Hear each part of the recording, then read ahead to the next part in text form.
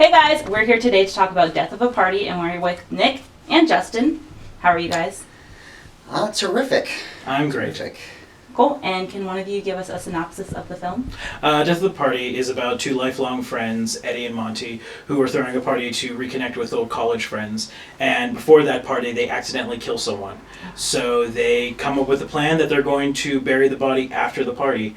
And through paranoia and guilt, Monty starts killing their friends because he keeps thinking that everyone's onto them when they're not.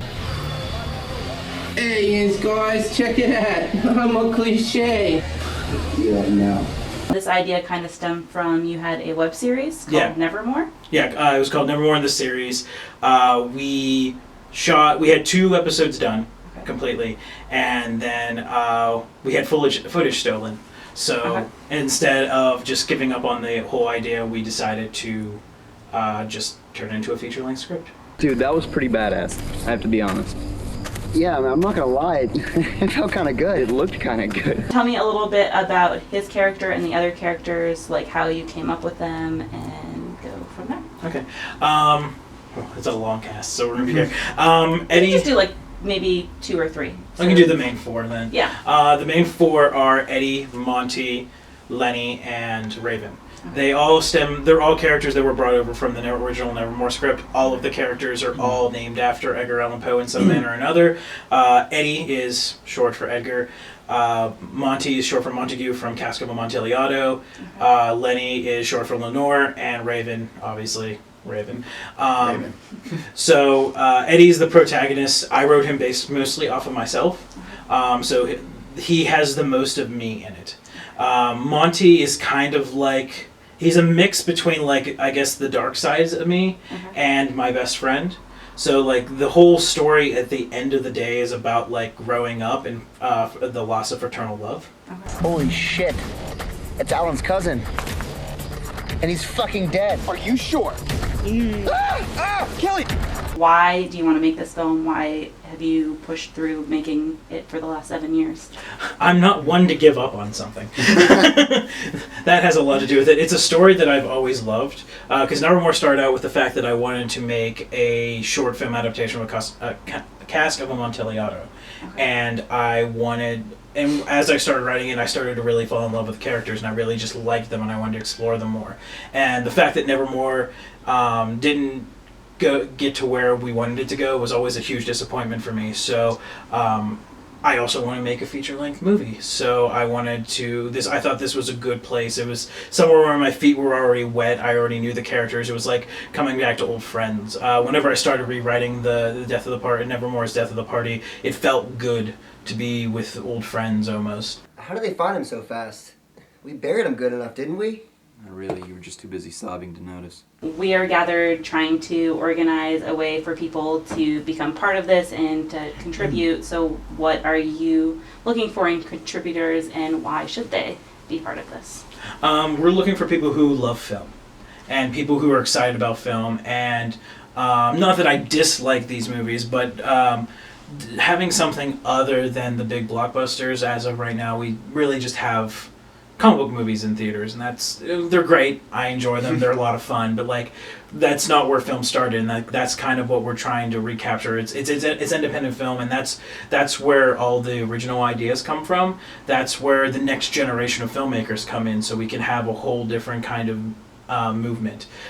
Film is one of those things that really influences society as a whole, and like it's such a cultural touchstone. It's something that wasn't necessarily created by Americans, but has become something uniquely American. It's something that that's the only thing we really export at this point is our culture. And like we want to be able to recapture that whole feel of what the movies used to be. And we also just want to make people laugh and show them some fucked up shit.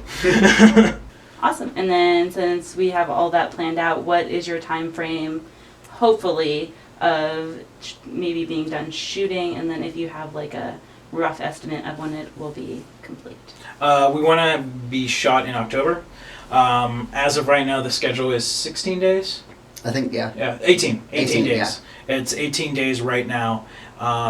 So we want to be done by the middle of October and hopefully have a cut for everyone by May of 2018. if everything's done. And then after that, we want to start going to Sundance, Tribeca, Fantastic Fest, and all those kind of film festivals to try to get ourselves out there.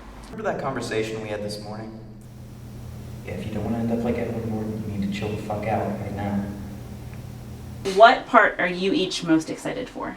Like, it can be a scene, like, it can be, like, the final project, like, this character, like, what are you each most excited about? I wouldn't say excited so much as anxious for a scene, and I'm not going to give too much of it away, but when you see it, you'll know exactly the scene that I'm talking about. It's something that I've definitely never done, nor have I really seen before. We lovingly refer to it as the corpse drop scene. So it's not not as fucked up as the name might imply. It's unique. Yeah, so it's it's definitely gonna be a challenge. Gotcha. Is it a jaw dropper? Yeah, I would say so. It's definitely something you haven't seen in any other movie. And like that scene, for me, the scene that happens directly after that is the one that I'm most looking forward to shooting and getting on digital, for lack of a better term, because I can't say on celluloid anymore. So it's just the scene, it's the turning point. It's whenever all the shit hits the fan. We rehearsed that scene a lot because we have the actors, so let's rehearse it. And every single time we do that scene, it gives me chills. Is that Roddy? Who? Alan's friend. Shit, he's coming towards us. Shit. Where can people find out more information, see what's happening, like Facebook, or do you have a website that people can check in for updates on this film? We have sinisterdream.com, which has our mailing list, which is probably the best way to stay up and date. There's if you go to sinisterdream.com, right there on the front page, it says join our mailing list. That's the easiest way. Okay. We also have a Facebook, which is Sinister Dream, which is facebook.com/SinisterDreamPro. Okay. We have a Twitter that we don't use. And And we have an Instagram that we only really use whenever we're shooting. So if you want to see all the behind the scenes stuff for all the stuff that we're doing, you follow us on Instagram, which that's Sinister Dream PR. Hey, they didn't find out who killed him yet, did they? Mark?